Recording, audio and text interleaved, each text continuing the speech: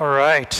Thank you so much for those kind, beautiful words as illustrated by all of the folks who have put this on. I think having my son, Sequoia, come up and speak behind all of that kind of illustrates why we're here, right? Our future. And, when it was presented the opportunity for my son to join me, we flew from Arizona this morning. And, it's one of those things where you sit there and say, why do we do what we do? Seriously, why do we do what we do? Some of us, we do it for a paycheck, and that's certainly part of the ongoing challenge, is to make ends meet and to provide for our families. But the larger scope, right? Why do we do what we do? And to have my son join us is fitting in a variety of ways. Specifically, these are his Aboriginal lands. He spoke about Aboriginal lands back in my area of the country, or rather our area of the country. But for him to be able to speak on these lands, I think it'd be certainly an honor for him and his family. That said, we have to ask ourselves, whose lands are we really on from a historical context? And I hope I'm saying this correctly, but the Kalapuya people were the folks who are of these lands that we are standing on now. And of course, a lot of those folks are enrolled with the Confederated Tribes of Siletz Indians, who, as many of you know, are here, as well as west of here as a coastal tribe. My son is enrolled with the Siletz tribe, as well as his brothers. And currently we reside in Flagstaff, Arizona. And it's funny, I saw the snow coming out here, and I thought to myself, didn't we just come from this like a week ago? I don't know if any of you have been watching the headlines, but I think we called it snowpocalypse. A week ago Friday, we were blessed. I was going to say endured, but we were blessed with 35.9 inches of snow in a 24-hour period. And that set a new record. The same storm, I understand, dropped snow, brand new, unprecedented, in certain parts of Maui. And then, of course, we saw Los Angeles get snow, to most folks' dismay, which is, of course, an extreme rarity. But all of this raises the eyebrows, right? Extreme possibilities of weather patterns. And what does that mean for us on a go-forward basis? And so it was a blessing to see all the snow here, but then I thought to myself, gosh, it's like spring is right around the corner, and certainly looking forward to that.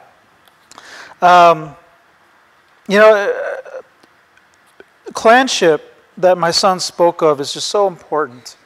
And I should probably introduce myself again. Not so much for yourself, and certainly not to reiterate what my son had to say, but there are other folks listening right now. Space, place, geography sometimes don't necessarily compute the way we think so, at least from a conventional modernity standpoint. And so I'd be remiss if I don't speak outward so that the environment and so our other than human relatives hear me, the cosmos, if you will. Certainly my ancestors are with us to this day, and of course my people back home in the Four Corners area, which of course we refer to as Diné, Navajo land. Mai deeshgiizhinii nishle, Kiyaa'aanii bashishchin, bit'ahni dashiche, Honághááhnii Chinle, Chinle dentnasha, She'eya Eric Descheenie winishya. Briefly, as my son had indicated, he mentioned my first two clans, but the third clan is an interesting one because it goes to Bit'ahni, which is the Folded Arms People Clan.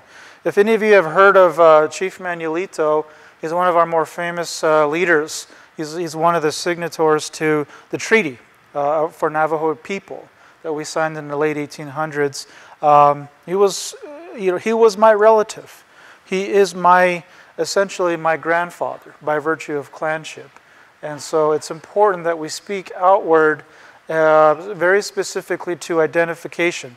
Because one thing I'll get into a little bit later in my talk is that when you speak about indigenous peoples, you can't talk about them in a just way without recognizing the land from which they come from. In other words, our identity is inextricably tied to a particular body of land. In some cases, for Indigenous peoples, a particular body of water. And so it's imperative that I introduce myself accordingly. You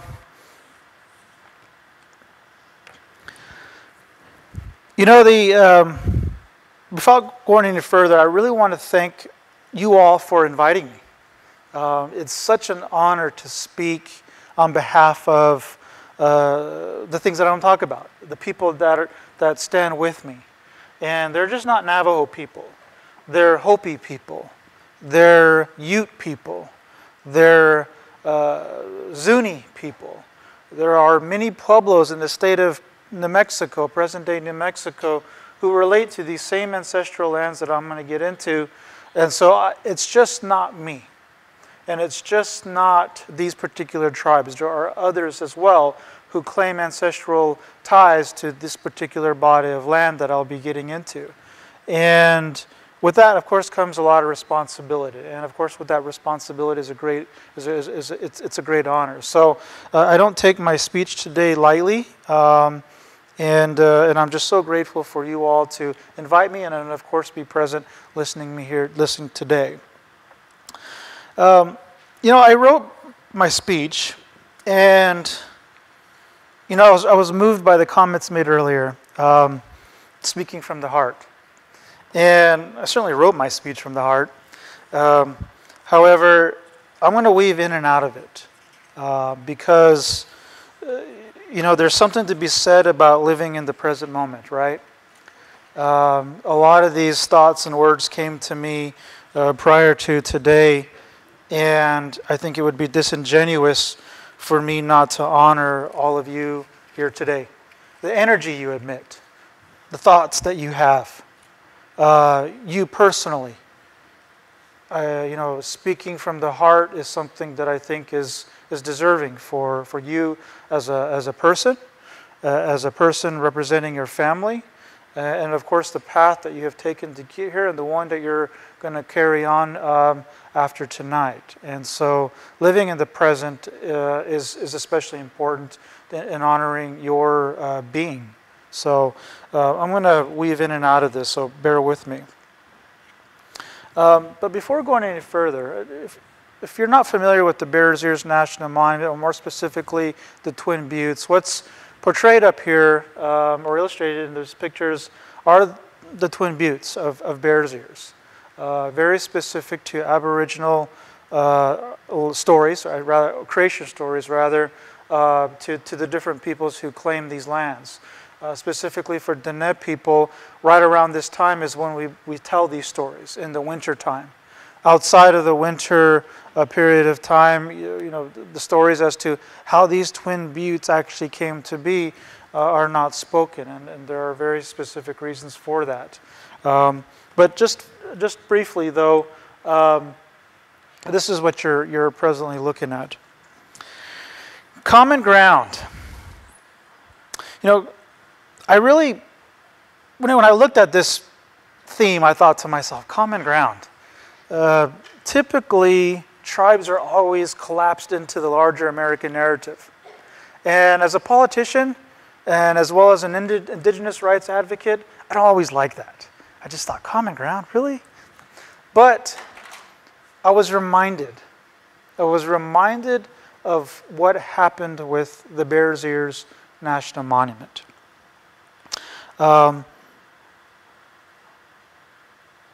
Common ground is the platform from which hope is conceived, simply because we as intelligent individuals can synthesize purpose that's mutually beneficial to ourselves, loved ones, community, and peoples. It was a critical aspect to the success of the Bears Ears Intertribal Coalition that originally featured the Navajo Nation and Hopi tribe co-chairing a major movement over the future of shared ancestral lands.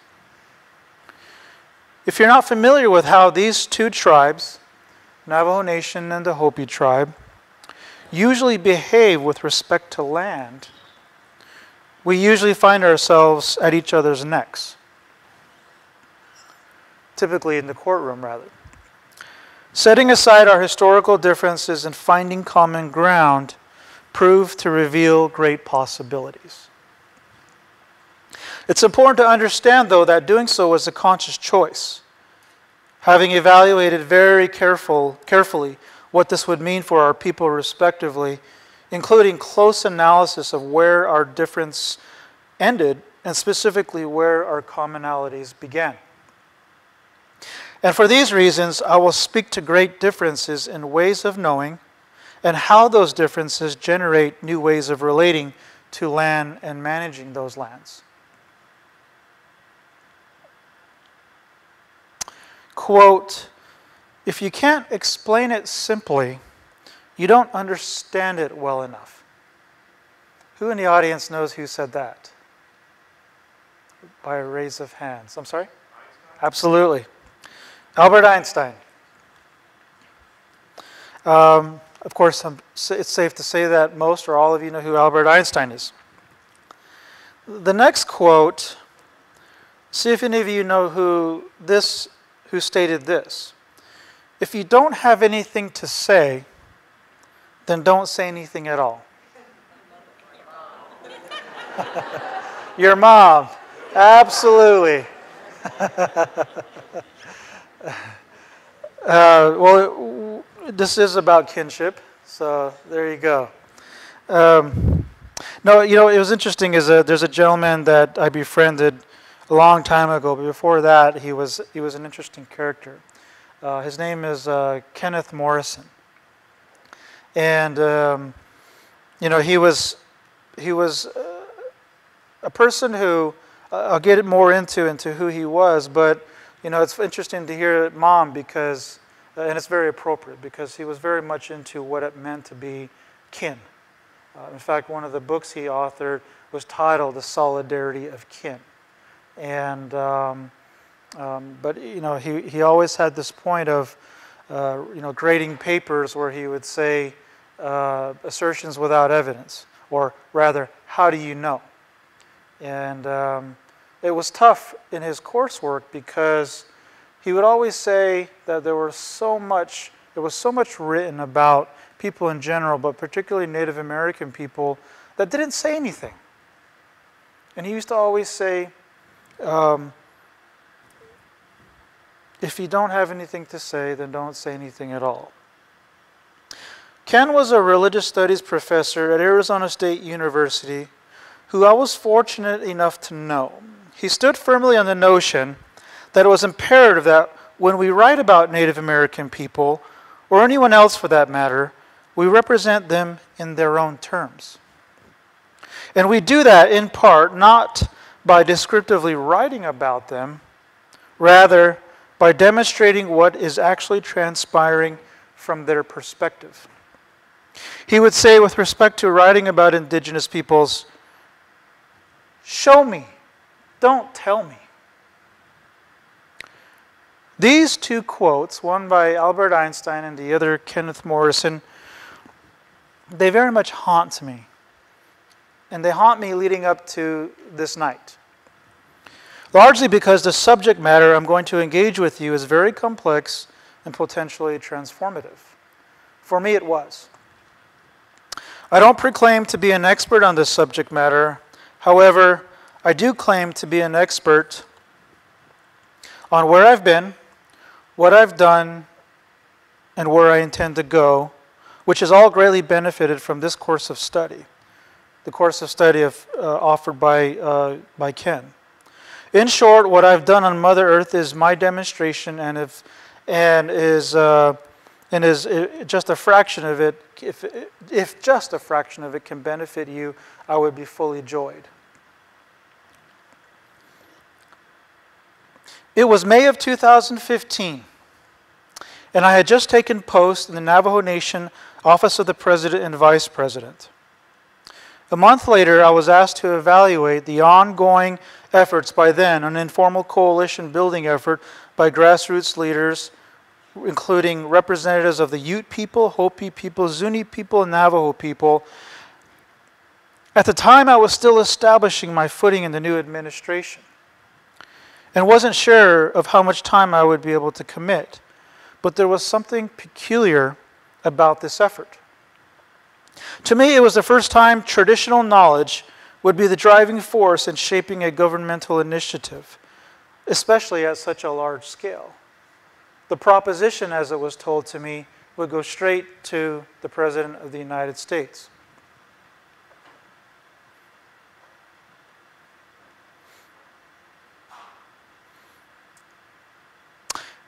And of course, that's what got me excited. Not so much the large-scale presidential talk, but the traditional knowledge aspect. I was completely in when I noticed that. We agreed to formalize the effort, establish co-chairs, and drive forward a formal proposal to be delivered to Washington, D.C. for the purposes of protecting and caring for our shared ancestral lands using traditional knowledge. Over the course of 4 months, many intertribal work sessions, all of which I had the distinct honor of facilitating, we shaped the Bears Ears Intertribal Coalition proposal addressed to President Barack Obama. On October 15, 2015, we delivered it to the doorsteps of the White House. In the following months, we engaged Congress to explore whether critical components of our proposal could be included in legislation that would meet the needs of our peoples. However, and unfortunately, those efforts failed, at which point the coalition turned its attention to the Obama administration. And as many of you know, those ensuing efforts amounted to a presidential proclamation establishing the Bears Ears National Monument of 1.35 million acres in present-day southeastern Utah on December 28, 2016. I say present-day Utah specifically because if you look at the Aboriginal lands of these particular peoples that we've mentioned, and you see the ways in which they relate to the landscape itself, the proximity speaks for itself. If you lift the political lines from the state of Utah, Arizona, Colorado, and of course those of the counties, and you just set those aside for a moment and you look at the landscape for how it's always been since time immemorial, according to the tribes and what we assert, you begin to see that it is what it is. These are our neighboring lands, irrespective of the external boundaries of reservation lines. Interestingly, though, of course, the politics of Utah is that if you're not a resident of Utah, you don't have a say. I won't get too much into those politics, but I think it's important to acknowledge the narrative in which we speak from. And when we produced a proposal, I asked that we lift those lines so that our audience could clearly see where we presently are and how we relate to that one point. At the time, it was actually 1.9 million acres. We got 1.35. Several days later, we celebrated on January 7, 2017 in Monument Valley Navajo Nation. January 7 is a day I value for these apparent reasons, but also for another.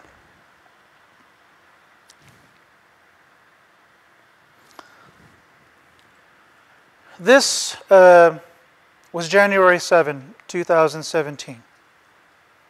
And while it would have been incredible to have actually been at the actual signing where President Obama established the monument, this was the next best thing.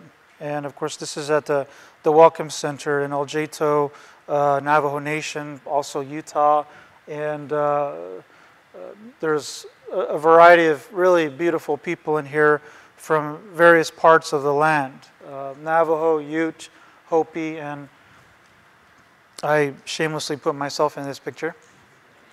It was really fun because they were handing out t-shirts, and I've always wanted to ask people to roll, wave those flags or wave those t-shirts, and so I finally got my chance. And so somebody snapped a shot out of it. So it was a beautiful celebration.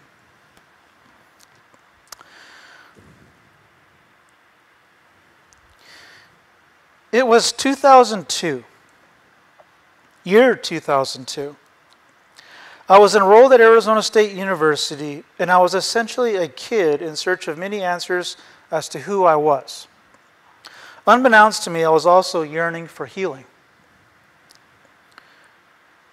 In my very early years, my upbringing had me move from one community to the next quite frequently, largely because family elderly required the attention of my mother, and of course we had to go where work was. Eventually, my mother decided it was time to seek her bachelor's degree in nursing, so we packed up what little we had and moved to the urban settings of Phoenix Metropolitan. I'll never forget my first day of third grade. Everyone looked like you. Which of course is to say, not me. Early on I knew I was different. Not so much by the way I looked, but by the things we did back home on the Navajo reservation. You see, I was raised Catholic, as well as traditional Navajo, which meant we went home for ceremonies. For those of you who are practicing Catholic, you know very well the Catholic Nicene Creed. It states at the beginning and at the end, quote, "We believe in one God, the Father, the Almighty, maker of heaven and earth, of all that is seen and unseen. We believe in one holy Catholic and Apostolic Church. We acknowledge one baptism for the forgiveness of sins." To take it further, the word Catholic is derived from Greek interpretations of universal and on the whole, which is essentially, of course, saying all-encompassing, right? You, me, the entire universe. Can you imagine as a young boy, the age of my son, or even someone in high school, going home to ceremony where you have a medicine woman or a medicine man sitting in a hogan, dirt floors, no electricity, performing ceremonies in a Diné language, Diné Bizad, and then going back to the city area and going to Catholic Mass every Sunday and hearing this verbatim over and over and over again, and then you get to asking yourself, I don't get it, right? It never made sense to me. It never added up. And I would always look for answers. I'd go to my mom. I'd go to my grandparents. I'd go to my uncles and say, please reconcile this for me. I don't get it. We went home and had hajonje, which is blessing way ceremony.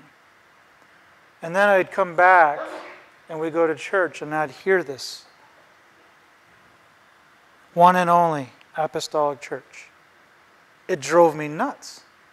For some reason, I was that kid who just needed to have those answers. And I never got them as a young boy.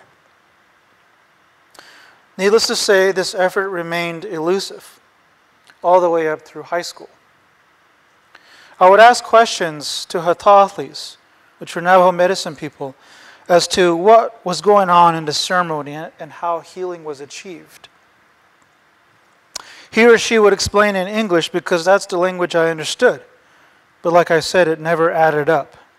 I, of course, though, being polite and patient, nodded along as if the explanations hit the nail right on the head. I always wanted to know what it meant to be Navajo, other than what it meant to be a demographic variable. Why I was such an inquisitive kid to this end, I still don't know. It's just one of those things that made me Eric. Perhaps it speaks to why I gravitate to Curious George stories. I served in the Arizona House of Representatives, and anybody who knows me knows that I love Curious George, because rather than have a donkey or an elephant on my desk, I had Curious George. I eventually graduated from Arizona State University with a degree in sociology, but not before meeting a professor in religious studies who introduced me to concepts that shaped an invaluable platform for truly acquiring knowledge. If you've heard this statement, it's possible to get an education and not acquire knowledge. I've come to learn what that means in ways I never imagined. My first day in class, I'll never forget. He said, quote, "If you signed up for this class thinking you're going to learn anything about Native Americans and their religious traditions from this white guy, you might as well go elsewhere. I'll sign your drop ad slip. no questions asked.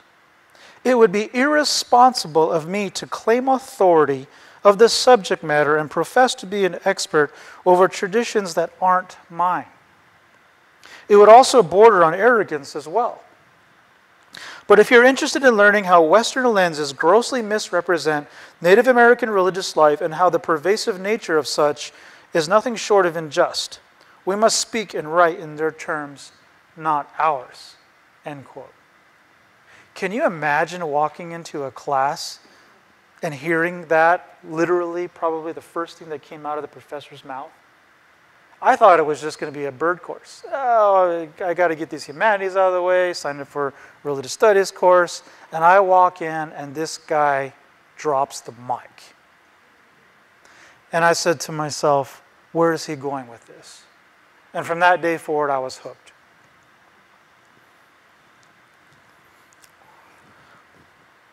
He, as I mentioned, was Kenneth Morrison. He wouldn't let you call him doctor, though he had a PhD. He wouldn't let you call him professor, though he was, of course, our professor. Or he wouldn't let you call him Mr., which, of course, even though he was a man. He preferred Ken. Anything else was an insult, such that his personhood would not be objectified. He would say, "You ited me." Don't. Of course, there was a lot of scholarship behind this and also much healing for him, something I could relate to, but of course in different ways. The path that brought him to that intersect with me was entirely different, and our paths since weren't much different, with the exception of our lasting friendship, mentorship, and what many who were fortunate enough to know him referred to him as kinship. Of course, a play on word with kinship. My first conversation I had with him was another to remember. He asked me what I was majoring in. I told him sociology, and his immediate response was, "Well, that's dehumanizing." Of course, I wondered, what in the world is this guy talking about? I'm majoring in sociology for humanistic reasons. Really, my humanistic reasons, is what I thought to myself.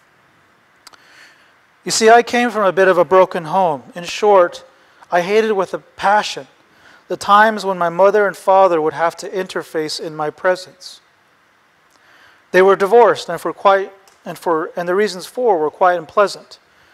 My nervousness, anxiety, worry, fear, stress peaked during those times.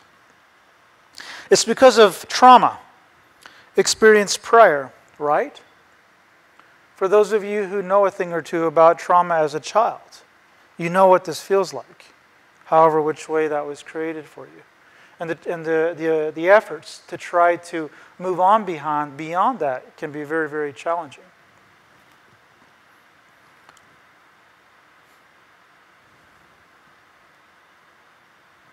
I always told myself I would grow up and do better, such that my kids wouldn't have to experience what I did.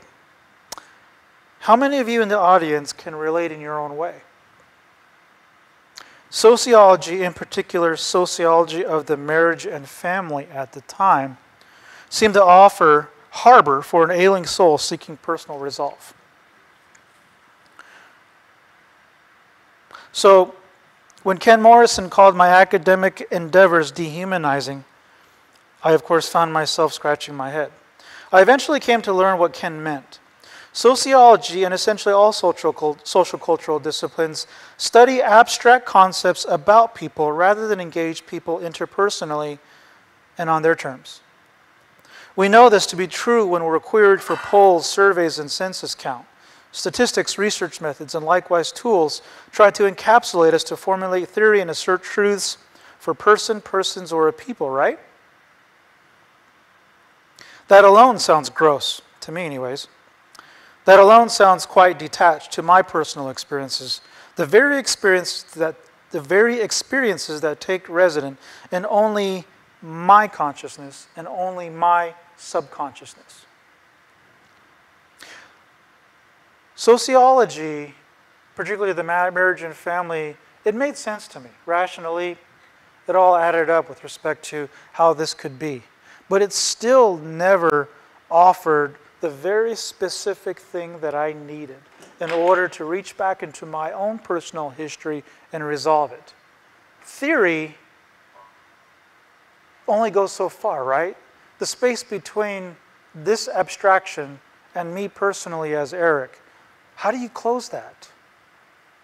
Do any of you know that? How do you close that space such that where you can eventually move on from the trauma of something that happened perhaps 2 decades ago? I say this not to explain why I despise my degree, and I do. Rather, to begin to illustrate how professionals trained in Western academics can inadvertently get it wrong. How our intellectual faculties can begin to lend itself to the objectification of a person, or how Ken used to put it, "itting" someone. What's scary is that things can be replaced, ignored, discounted, or worse, ended without remorse. I know this, having served in the Arizona State Legislature. There were so many times I would speak and advocate and try to educate my colleagues about what they were doing was essentially a direct attack at the perpetuation of my people. Earlier in my statement, I made the idea that, or expressed the idea that the identity of an indigenous person is inextricably tied to place. Well, when you go and uproot the land, unearth the subsurface, go after historical sites, what we refer to as also sacred sites, you are attacking my identity. I don't know how many times I've had to explain this over and over and over to people who know nothing about me, but were perfectly content with a smile on their face. We're going to vote against the future of my people. Now that's having served as an elected official. Years prior to that, I've spent 20 years working in the political realm trying to educate contemporary minds to think beyond their own desk. And it's incredible how you can't seem to get through them. So this is why I say this, is that if you're not human, if you're not their own wife, or the level of their own wife, or their own son or child, you're effectively a thing. A thing that can be replaced. My people are not replaceable.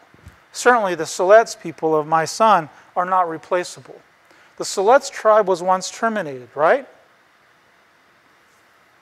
Of course, the people were not, because they're still here. And they speak the truths. And they celebrate life on a go-forward basis, and they're certainly proud of that.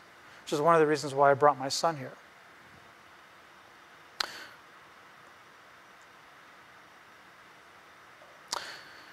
There's perhaps professional accountability in this day and age, but very little personal accountability. So how do we begin to correct the ways we think about, write about, and work alongside indigenous peoples of North America and really the world over? How does one go about acknowledging traditional knowledge, ways of knowing that are genuinely alternative from Western ways of knowing? Ken offered scholarship that wove together ontology, epistemology, and axiology. Correspondingly, person-power gift. These have underpins that differentiate Western philosophy from perhaps an indigenous one. What follows is an approach, not necessarily the approach, to better representing indigenous peoples. Further, it is introductory and is in no way intended to blow your hair back in one sitting. It is intended to begin to show where and how Western interpretations can and has historically misrepresented Native people in significant and pervasive ways. When we talk about underpins, I want to ask each of you if you can imagine your current grocery list. By raise of hands, how many of you have a grocery list right now? What does it look like? Not necessarily if there's peanut butter and jelly on there, or ham, or steak, or asparagus. I'm not looking at that specifically. I'm looking at the ways in which you structured your list. What does it look like? What does the agenda look like for PIELC? What does any agenda look like? What does an Excel spreadsheet look like? You can imagine it, right? It's quite square, top, down, numeric, it has a sequence. It looks nothing like a circle, right? There's no going full circle. Can you imagine being tasked with a presidential proclamation that calls for the use of traditional knowledge to influence, inspire, and shape federal land management planning when even the underpins are distinctly different? Top, down, boxy, whereas an Indigenous person thinks, lives, breathes, circular. If you can imagine a north, south, east, and west, but begin on the east side, proceed to the south, go to the west, and then end at the north. And then, of course, you start all over back at the east. That is the philosophy of Diné people. That is the philosophy of Indigenous people, speaking very generally. For Hopi people, they go counterclockwise. Same for Zuni. For Navajo people, we go clockwise. You're making a grocery list, it goes top down. We think differently. So I'll offer that for a moment. Consciousness. What I'm going to get into is the best of my ability of trying to simplify something extremely complex. I'm going to make some generalizations, and I'm going to ask you to bear with me. I'm going to try to honor what Albert Einstein had to say, is if you don't understand it, if you can't explain something simply, you don't know it well enough.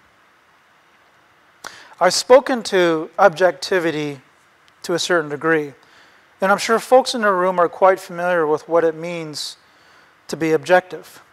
But let's add some more. It's inanimate, lifeless, impersonal, dispassionate, and unemotional. With respect to sentence structure, it relates to or denotes a case of nouns and pronouns used as the object of a transitive verb or a preposition. I don't know how many of you get flashbacks to elementary school hearing that, but I do. I know that my son does. Just the basics of English, right? What are the first things you learn is a noun, a thing, something that's lifeless, right? Isn't it interesting that we socialize and educate our children how to think and interpret reality just through the English language? Invariably, with language alone, objects and objectivity exists. Presumably, it's benign. No big deal, right? One of the things you'll hear me say time and time again is that other than human persons are conscious. Other than human people is not my term. Rather, it's Ken Morrison's term. The idea that rocks can potentially be alive. That wind could actually be a person, intelligent and intentional. The ability to wield causality, either favorably or adversarially to you. Subjectivity. If you were to close your eyes and imagine yourself alone in this auditorium, and feel free to do that if you'd like. Voyage to a mental place where only you exist, alone with your thoughts, personal to only yourself, potentially impersonal because it's only you. A heightened consciousness of the self, a place where rational and irrational exist, wielded by just you, where faith and belief is negotiated and contained. This is subjectivity. It's only you, right? I'm curious, how many of you have heard of Dan Tapani? Dan Tapani is an interesting fellow. He's an expert in business management, resides in New York City, but he spent 10 years in Hawaii at a Hindu monastery, originally from Western Australia. And if I'm not mistaken, he's also in residence a professor at Harvard. 4 PhDs, really quite incredible person, face value. Never met the gentleman, but I'd love to.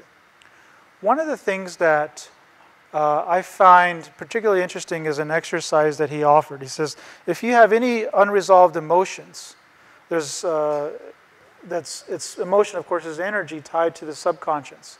Whatever experiences you've had in the past, you've got to bring those to the consciousness in order to deal with them. And so if you begin to take a piece of paper and write it down, and I'm trying to do him justice with respect to how he speaks to this, so bear with me. If you take a piece of paper and write it down, that energy comes from the subconscious to the conscious because you're reliving it. It goes through the arm into the piece of paper. Once you're done, toss the paper in fire or the garbage, and it's gone. Or it's actually, something that's transferred. He says that energy can't be destroyed nor created more than what you would normally have within your own body, but it can be transferred. And it was really some interesting concepts as I was thinking through this, but one of the things that I found so troubling was the fact that we talk about energy as if it's nothing, it's not alive. And so I would love to have a conversation with respect to how that unfolds from his perspective. But I have to say it worked. I had some unresolved emotional issues. I took out a piece of paper. I wrote down the things I had to say. 6 pages later, I tossed it into the fire and offered some cedar and, burned it up. In all of that, I came to find out that forgiving myself was a critical part of my healing. I needed to forgive myself for all of my misgivings, for all of the mistakes that I've made. And believe me, I've made plenty of mistakes. But I share that not to promote what he's saying so much, but rather as an illustration of what does it mean to be a subjective, to think so inward, to go into your own mind, your own consciousness, your own subconscious, and to do something like that is quite the powerful thing. In my mind, it's incredibly subjective. And what I'm getting at is that I'm differentiating objectivity and subjectivity as a binary category from intersubjectivity.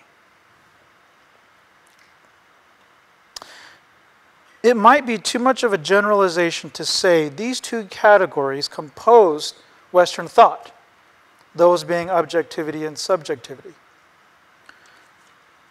I'm going to go out on a limb here and say we discern truth and reality from experiences categorized into these two areas.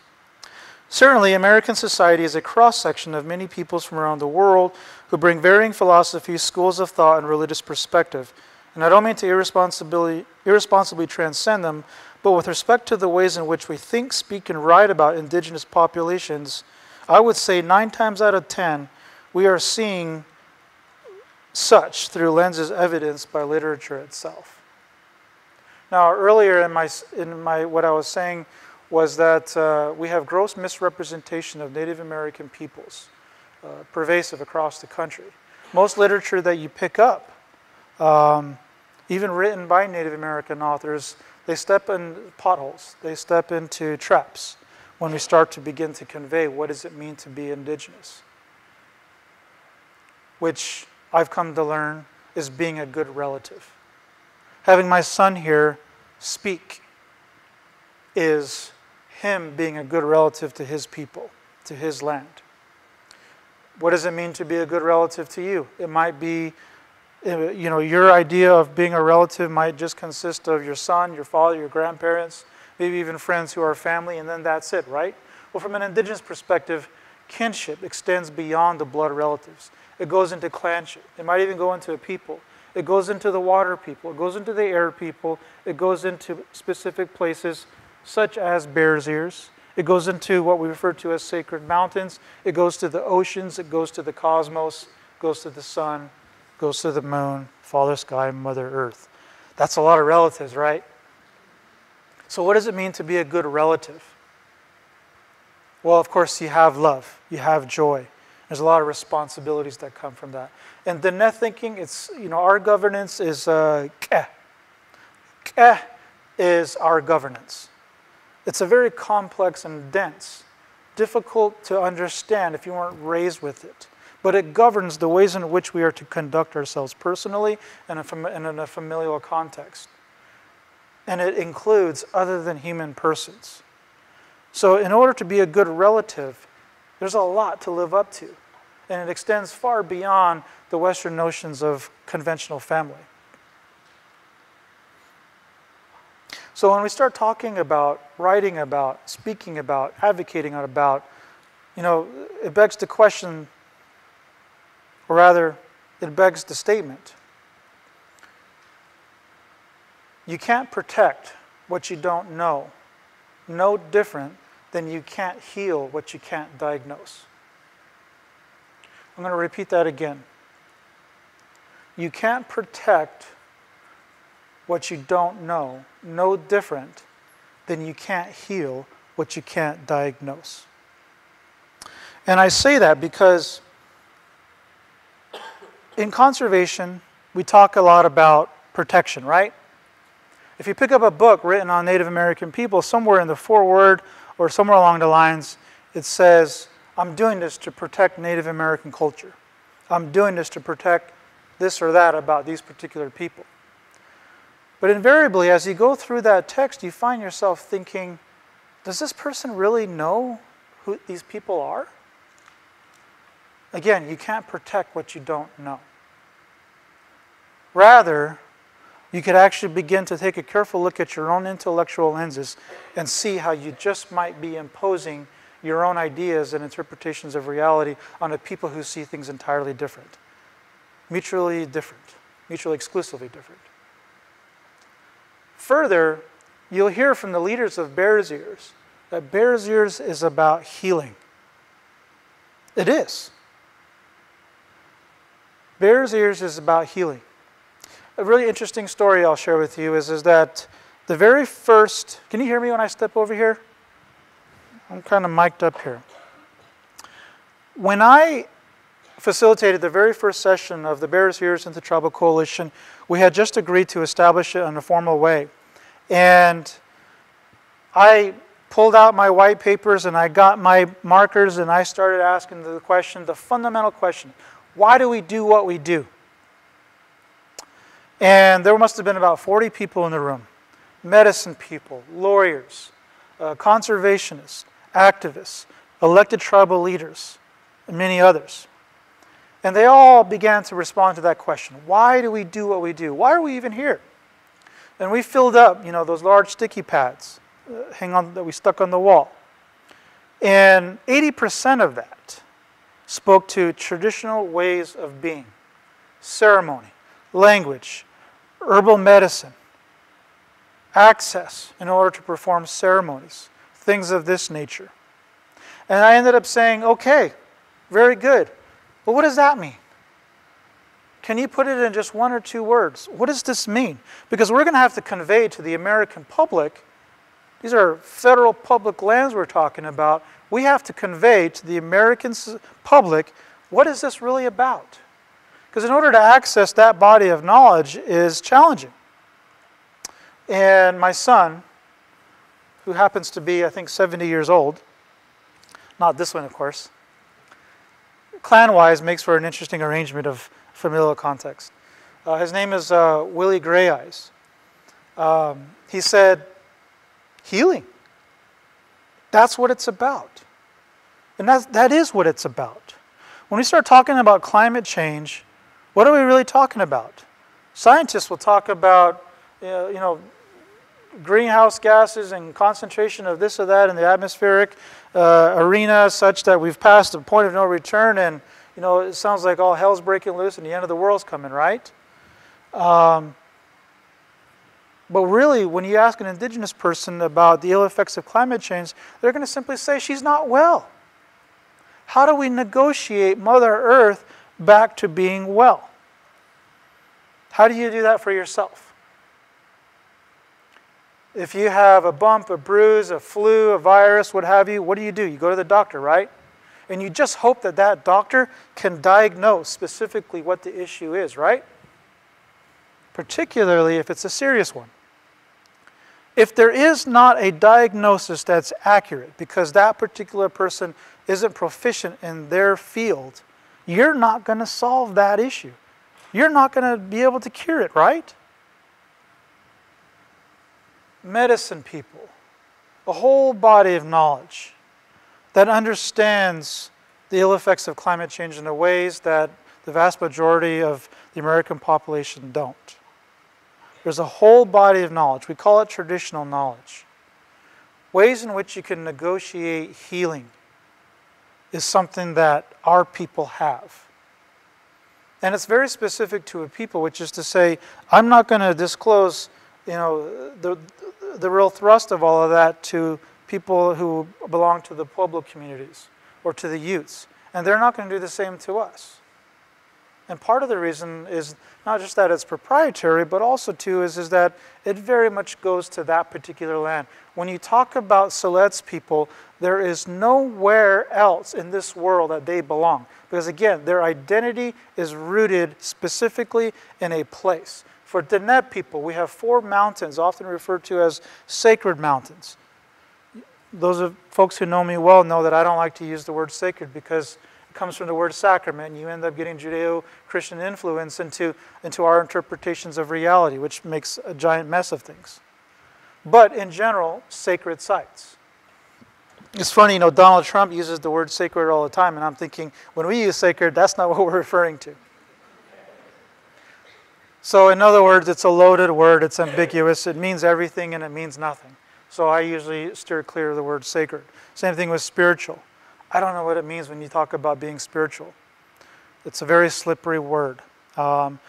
English does this to us. English is such a very interesting language, particularly as it relates to objectivity. To say something is an it is to objectify. But when you speak in English, you inevitably refer to things as it's or that's. I always find it funny when a baby is born and doesn't have a name, what do you call it? It, right? What's its name? Until that baby actually gets a name, it feels more appropriate when you refer to the baby, right? It's no different in Native American cosmologies. Water has a name. That's no different than yours. It has agency. Sometimes they're gendered, sometimes they're not. Eclipses, the sun, they all have names, no different than you and I. Just because they're not human doesn't mean that they're not alive or have the potential to be alive. And this is the beauty in all of it, right? Is that if you're able to communicate with what would be considered an inanimate object, and make offerings such that when we part from our conversation, you're whole and I'm whole, and we actually come out mutually beneficial. Imagine that. Imagine the ability to negotiate with these other than human beings a way out of climate change. Imagine that. But there's a whole body of knowledge that comes with that. And so when I see lawmakers at the state of Arizona, or when I read about state of Oregon, or of course what's transpiring in Washington, D.C., and I see that there is just absolutely no comprehension, no idea that you have an indigenous population that has an incredible amount of power to begin to resolve some of these issues. But it requires people like you in this room to begin to comprehend what I'm trying to say. If you're a student in law school, you have an incredible opportunity when you become lawyers, or if you go into policy, or you go into administration, to hear an indigenous advocate, an elder, or someone like my son speak their truths and say, you know what? I don't know a thing they're talking about, but I know they know something that we don't have. Further, they should speak first because they're from these lands, right? It was really interesting to learn all the things that I did sitting at the White House Council on Environmental Quality's offices, to engage in some of these conversations, to talk about the Antiquities Act of 1906, what that can and can't do. A lot of the conversation, as you can imagine, goes to, the tribes in its original proposal saw equal distribution of authority in managing these lands. Wherever there was undue delay or impasse, the secretaries would have the ability to break that. But up until that point, tribes would have equal distribution of authority. Did we get it? No. Because the Obama administration felt like it didn't have the latitude pursuant to the Antiquities Act to do that. Maybe they were right, maybe they weren't. But nonetheless, though, while you engage in those types of discussions that at the end of the day have nothing to do with indigenous peoples, you can also have concurrent conversations where you simply say traditional knowledge is genuinely exclusive from Western knowledge. Of course, the law, as you know, it functions within the realm of Western thought, right? The whole country is built on it. But you have something concurrent here that is extremely powerful. And so when you start to take a careful look at the proclamation of the Bears Ears National Monument, it says a couple of things. Protection of the Bears Ears area will preserve its cultural, prehistoric, and historic legacy and maintain its diverse array of natural and scientific resources, ensuring that the prehistoric, historic, and scientific values of this area remain for the benefit of all Americans. That's actually not what I meant to read. The traditional ecological knowledge amassed by the Native Americans whose ancestors inhabited this region, passed down from generation to generation, offers critical insight into the historic and significant or scientific significance of the area. Such knowledge is itself a resource to be protected and used in understanding and managing this landscape sustainably for generations to come.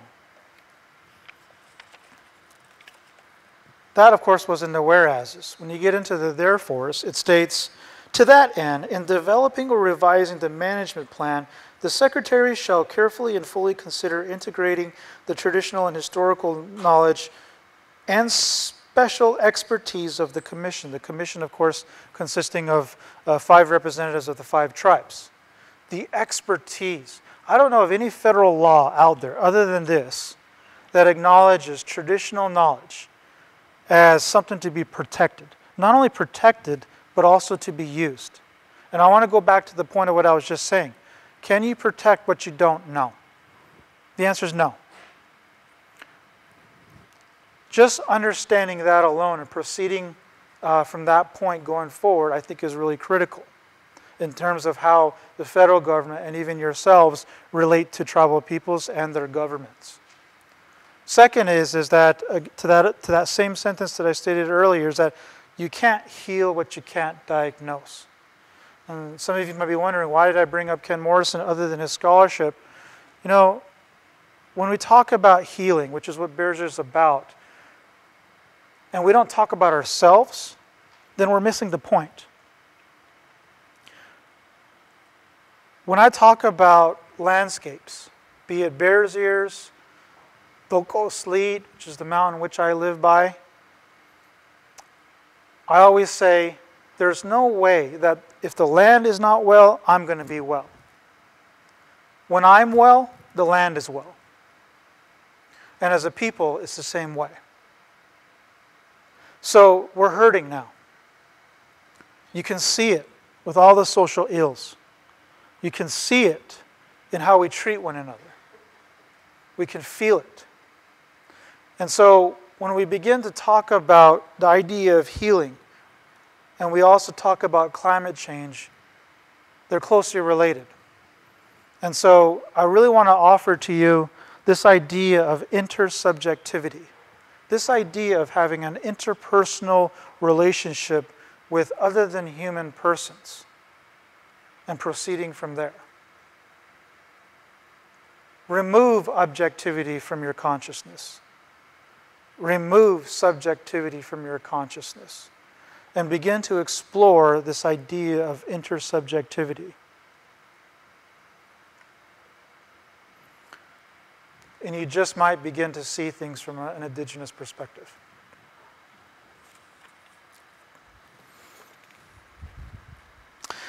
There's one more statement that I'll never forget, that when I read it, I thought to myself immediately of Ken Morrison. Albert Einstein said, "No problem can be solved with the same level of consciousness that created it." You know, the late 1800s, I think we had the invention of the first internal liquid fueled engine combustion, right? Which, of course, now we have climate change. Vehicles. Then, of course, he had the technology that created coal-fired plants. You know, sorry to say is that my tribe is one of the largest polluters with respect to the Navajo generating station, Peabody coal mine. And it begs the question, why do we do that? So in other words, Navajo people aren't perfect.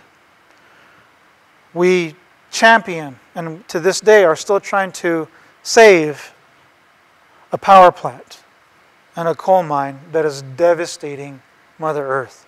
It's counterintuitive, obviously. While some of our people are doing what they need to do to make ends meet, I don't blame them.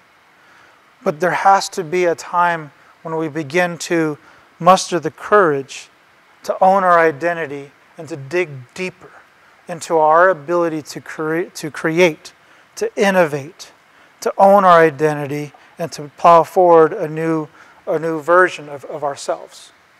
And I invite all of you to join us. There's no reason why you can't do this. There's no reason why you can't join us. And I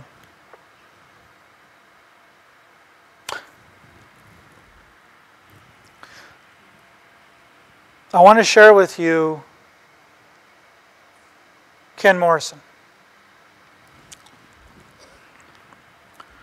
He looks a lot like you.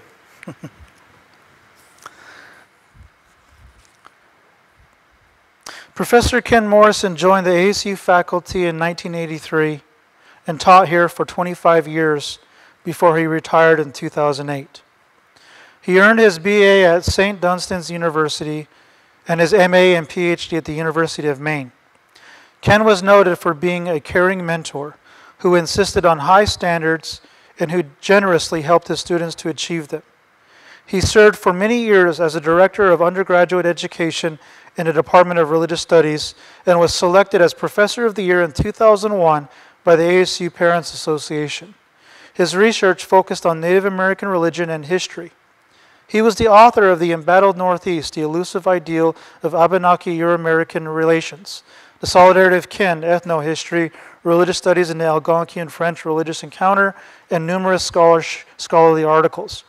Prior to ASU, he taught American Indian history at UCLA.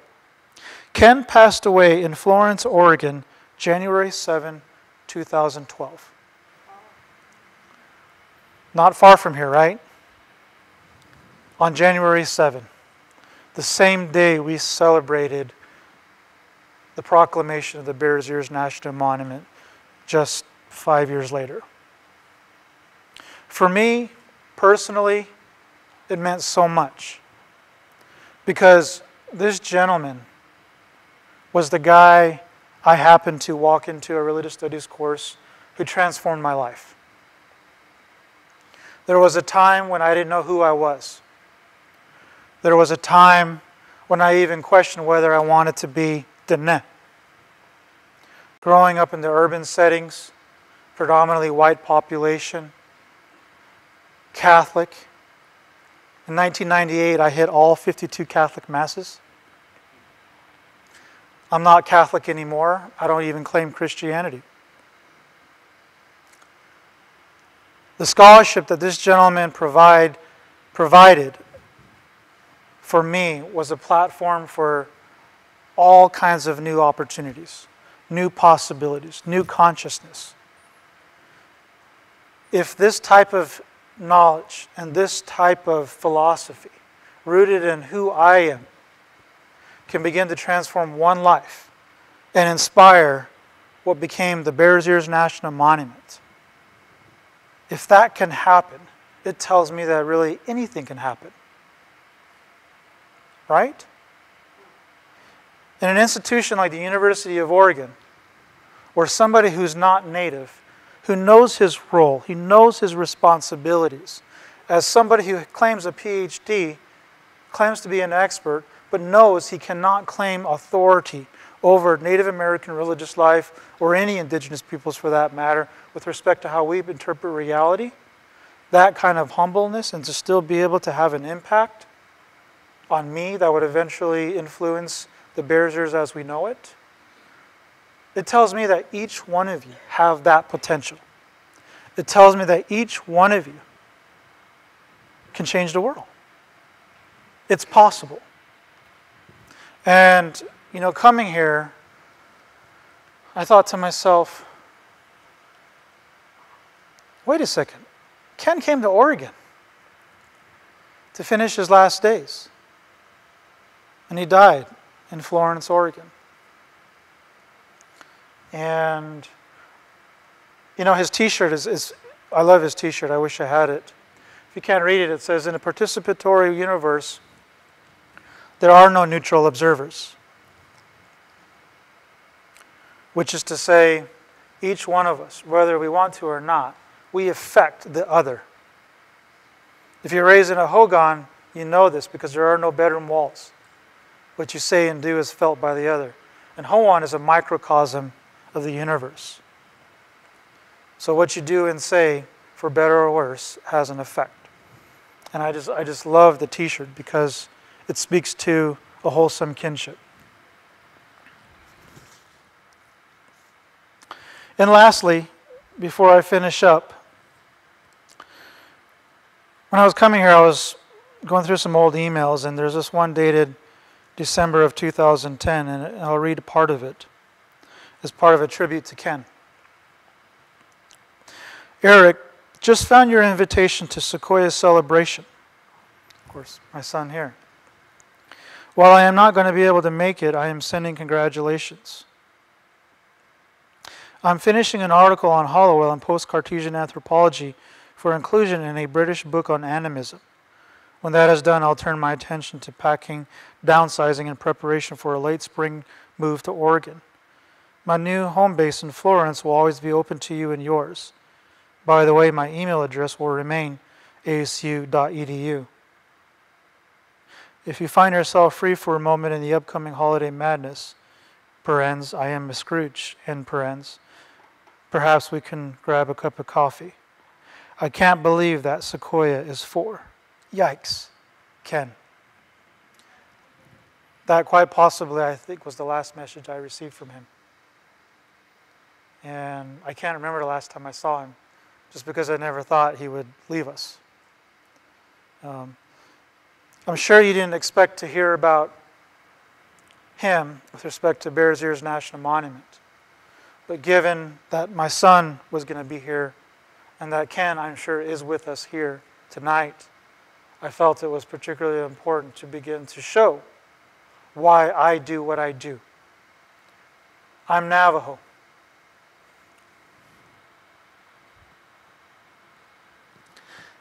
And that means to be a good relative.